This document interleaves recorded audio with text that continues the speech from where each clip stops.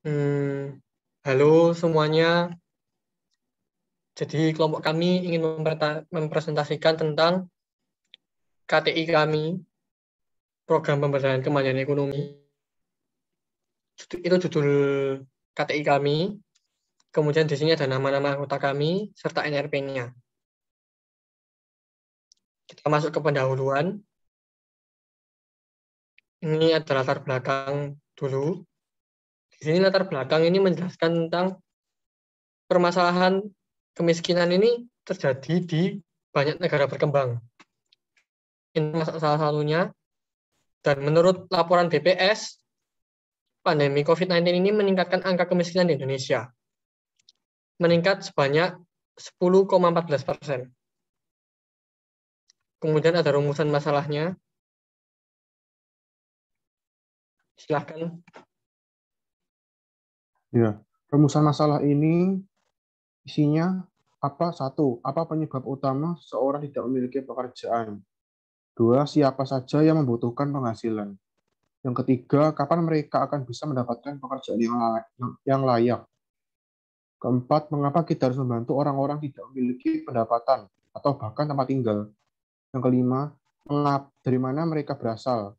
Yang keenam, bagaimana cara membantu orang-orang yang tidak memiliki pekerjaan dan tempat tinggal? Next.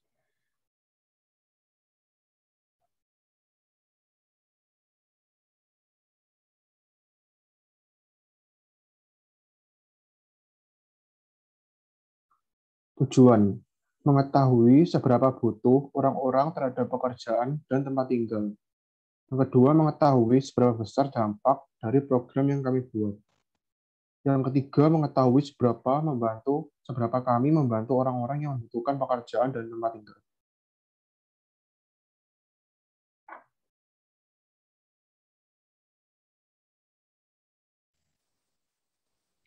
Selanjutnya adalah tinjauan pustaka. Tinjauan pustaka yang pertama dibahas yaitu kemiskinan. Kemiskinan menurut World Bank tahun 2000 ada kehilangan kesejahteraan. Sedangkan kesejahteraan menurut teori ekonomi adalah kemampuan untuk mengakses sumber daya yang tersedia atau barang yang dikonsumsi. Sehingga definisi kemiskinan yang dihubungkan dengan kesejahteraan yaitu kondisi ketidakmampuan dalam memenuhi kebutuhan hidupnya dikarenakan kekurangannya akses pada sumber daya. Kemiskinan merupakan masalah yang dialami oleh Indonesia sejak lama dan pemerintah telah berupaya mengatasinya melalui berbagai program yang dibuat untuk mengatasi kemiskinan tersebut. Berikut adalah program pada periode pertama Presiden Joko Widodo menjabat yaitu pada tahun 2014 sampai 2019. Kemudian berikut juga merupakan program pelindungan sosial pada tahun 2020 yang sebagian merupakan program reguler dan sebagian dihadirkan untuk membantu masyarakat yang terdampak pandemi. Tinjauan pustaka selanjutnya yaitu tanggung jawab sosial dan lingkungan. Tanggung jawab sosial dan lingkungan atau corporate social responsibility merupakan komitmen perseroan untuk berperan serta dalam pembangunan ekonomi berkelanjutan guna meningkatkan kualitas kehidupan dan lingkungan yang bermanfaat.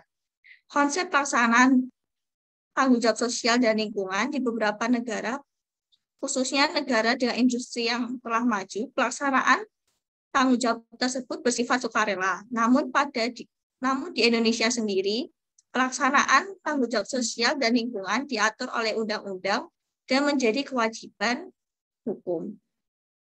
Berikut adalah undang-undang dan peraturan yang mengatur tentang tanggung jawab sosial dan lingkungan.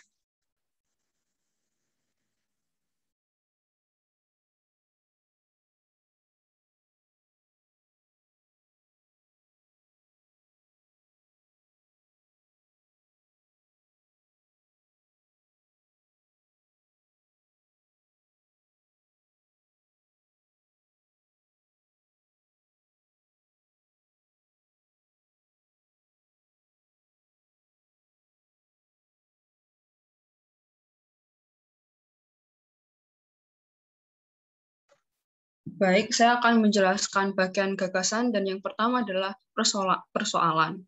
Pertama, permasalahan kemiskinan di Indonesia yang memiliki tingkat yang tinggi.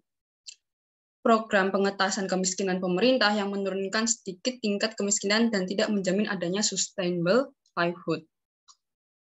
Jadi program dari pemerintah belum 100% bisa menanggulangi kemiskinan di Indonesia. Next.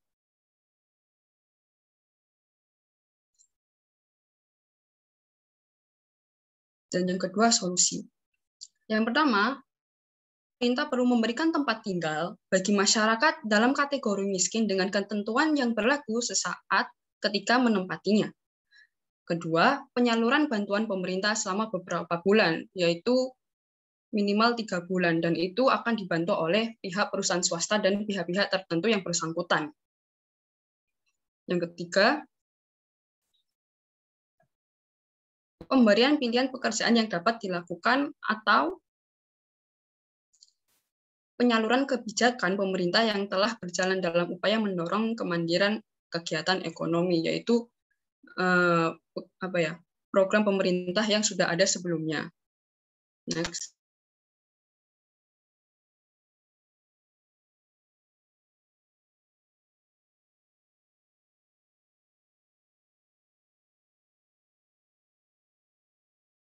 Selanjutnya, saya akan menjelaskan tentang pihak-pihak yang dipertimbangkan untuk membantu program ini. Yang pertama, pemerintah.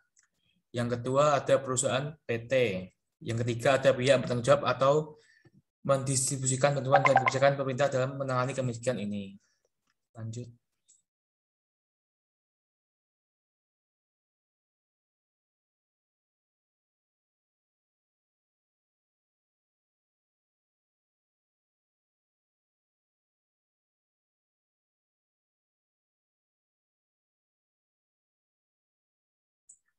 Langkah-langkah strategis untuk kegiatan ini, yang pertama, penyediaan lahan dan pembangunan gedung tempat tinggal.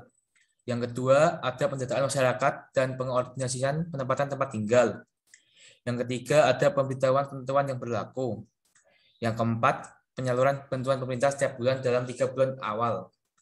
Yang kelima, pemberian pilihan pekerjaan atau perkembangan keterampilan dan pinjaman modal melalui kebijakan pemerintah bagi yang membutuhkan pembukaan usaha.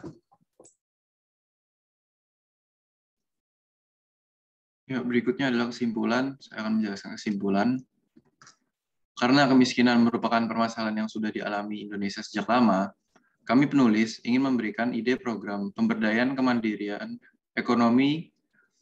Program pemberdayaan kemandirian ekonomi ini dilakukan dengan cara memberikan masyarakat yang tergolongan miskin bantuan berupa tempat tinggal, tunai, pangan atau sembako, pilihan pekerjaan yang dapat dilakukan, atau diberikan pinjaman permodalan agar dapat menjalani usaha bagi yang berkeinginan, dan pelatihan perkembangan keterampilan bagi masyarakat yang membutuhkan. Program pemberdayaan kemandirian ekonomi diharapkan dapat mengurangi tingkat kemiskinan di Indonesia dan mengurangi angka pengangguran di Indonesia.